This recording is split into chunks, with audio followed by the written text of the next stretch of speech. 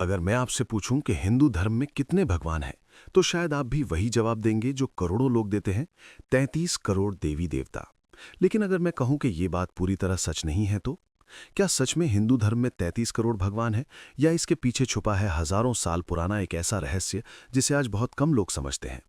असल में वेदों और पुराणों में 33 करोड़ नहीं बल्कि 33 कोटि देवताओं का उल्लेख मिलता है। और संस्कृत में कोटि शब्द का अर्थ केवल करोड़ नहीं बल्कि प्रकार या वर्ग भी होता है। इसलिए जब वेदों में 33 कोटि देवता कहा गया तो उसका असली अर्थ था 33 प्रकार के देवता। लेकिन समय के साथ लोगों ने कोटि का अर्थ करोड़ समझ लिया और 33 कोटि देवता 33 करोड़ देवी देवता बन गए।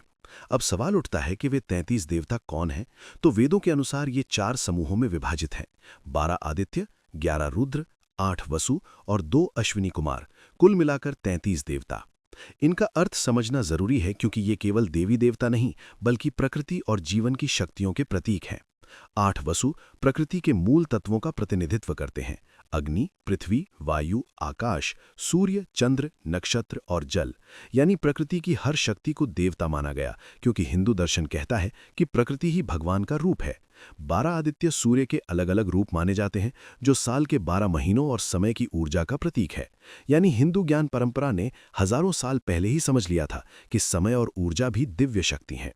11 रुद्र भगवान शिव के रूप माने जाते हैं और कई ग्रंथों के अनुसार ये हमारे शरीर की 10 प्राण शक्तियों और एक आत्मा का प्रतीक है। यानी भगवान केवल मंदिरों में ही नहीं बल्कि हमारे भीतर भी मौजूद हैं। 2 अश्विनी कुमार देवताओं के वैद्य माने जाते हैं जो स्वास्थ्य और उपचार की शक्ति का प्रतीक है। इससे ये भी पता चलता है कि प्राचीन भारतीय ज्ञान में स्वास्थ्य को भी दिव्य शक्ति माना गया था।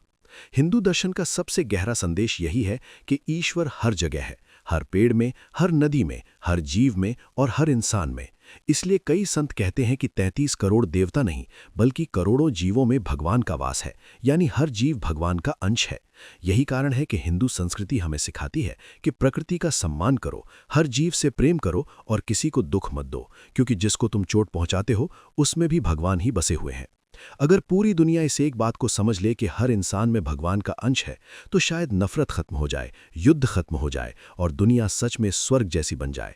मंदिर इसलिए बनाए गए ताकि इंसान को भगवान की याद रहे, लेकिन सच्चाई ये है कि भगवान केवल मंदिरों में नहीं बल्कि हर दिल में रहते हैं।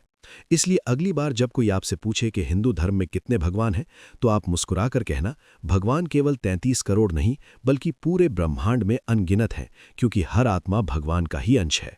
लेकिन रुकिए, अभी जो रहस्य हमने जाना उसकी कहानी यहीं खत्म नहीं होती, क्योंकि एक और सवाल है जो उससे भी ज्यादा गहरा है और शायद उससे भी ज्यादा महत्वपूर्ण। अगर इस ब्रह्मांड में भगवान हर जगह हैं, अगर हर जीव में भगवान का अंश है, तो फिर एक सवाल उठता है, सच्चा धर्म क्या है? क्या धर्म केवल मंदिर जाकर पूजा करना है? क्या धर्म केवल व्रत रखना है? क्या धर्म केवल किसी एक भगवान को मानना है? या फिर धर्म का असली अर्थ कुछ और ही है जिसे इंसान धीरे धीरे भूलता जा रहा है? कल्पना कीजिए, अगर आज आपसे कोई अचानक ये सवाल पूछ ले कि सच्चा धर्म क्या है, तो शायद आप तुरंत जवाब देंगे, हिंदू धर्म, इस्लाम, ईसाई धर्म, सिख धर्म या कोई और धर्म। लेकिन अगर मैं कहूं कि सच्चा धर्म इन नामों से भी कहीं बड़ा है, तो हजारों साल पहले हमारे ऋषियों ने एक गहरी बात कही थी, धर्म वो है जो संसार को संभाल कर रखे। संस्कृत में धर्म शब्द का अर्थ ही है वो शक्ति जो इस दुनिया को संतुलित रखती है। जैसे सूर्य का धर्म है प्रकाश देना, अग्नि का धर्म है जलना, जल का धर्म है बहना, उसी तरह इंसान का धर्म क्या है? इंसान का धर्म है सत्य बोलना, करुणा रखना, दूसरों की मदद करना और अन्याय के खिलाफ खड़ा होना। लेकिन समय के साथ इंसान ने धर्म को समझने के बजाय उसे केवल पहचान का हिस्सा बना लिया। किसी ने कहा मेरा धर्म बड़ा, किसी ने कहा मेरा रास्ता सही, और यहीं से असली धर्म धीरे धीरे धुंधला होने लगा। अगर आप दुनिया के हर धर्म की किताब पढ़ेंगे तो आपको एक ही संदेश मिलेगा, सत्य बोलो, प्रेम करो, किसी को दुख मत दो और जरूरतमंद की मदद करो। इसका मतलब ये है कि सच्चा धर्म कोई नाम नहीं बल्कि एक जीवन जीने का तरीका है। जरा सोचिए, अगर कोई व्यक्ति हर दिन मंदिर जाता है, पूजा करता है, लेकिन बाहर आकर किसी गरीब को अपमानित करता है, तो क्या वो सच में धार्मिक है?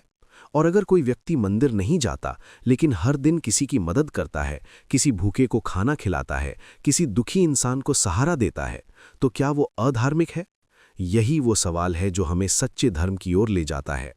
महान संतों ने हमेशा यही कहा कि भगवान को ढूंढने के लिए दूर जाने की जरूरत नहीं है, भगवान इंसान के अच्छे कर्मों में ही मिलते हैं। जब इंसान का दिल साफ हो जाता है, जब उसके अंदर करुणा और प्रेम जाग जाता है, तब वहीं सच्चे धर्म की शुरुआत होती है। इतिहास में ऐसे कई उदाहरण मिलते हैं जहां लोगों ने सच्चे धर्म को अपने कर्मों से साबित किया। किसी ने भूखों को भोजन कराया, किसी ने गरीबों की सेवा की, किसी ने अपना जीवन दूसरों की भलाई के लिए समर्पित कर दिया। यही कारण है कि हमारे शास्त्र कहते हैं, कर्म ही सबसे बड़ी पूजा है। अगर आप किसी रोते हुए इंसान को हंसाने की कोशिश करते हैं, अगर आप किसी कमज़ोर का सहारा बनते हैं, अगर आप किसी की जिंदगी में उम्मीद बनते हैं, तो वही सच्चे धर्म का पालन है। सोचिए, अगर पूरी दुनिया के लोग केवल एक नियम मान लें कि किसी को दुख नहीं देना और जितना हो सके उतना अच्छा करना, तो ये दुनिया कैसी हो जाएगी। शायद तब नफरत खत्म हो जाएगी, युद्ध खत्म हो जाएंगे और इंसानियत फिर से मुस्कुराने लगेगी। यही वो सोच है जो हमारी प्राचीन संस्कृति हमें सिखाती है। वसुधैव कुटुंबकम, यानी पूरी दुनिया एक परिवार है।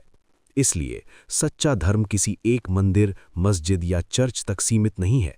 सच्चा धर्म वो है जो इंसान को बेहतर बनाता है, जो दिलों में प्रेम पैदा करता है और जो इस दुनिया को थोड़ा और सुंदर बना देता है।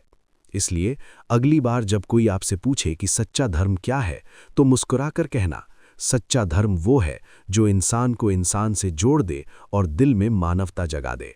अगर आपको ये ज्ञान पसंद आया हो तो वीडियो को लाइक करें, कमेंट में सच्चा धर्म = मानवता ज़रूर लिखें और ऐसे ही गहरे आध्यात्मिक रहस्य और जीवन की सच्चाई जानने के लिए हमारे चैनल कृष्णवाणी 360 को अभी सब्सक्राइब करना न भूलें।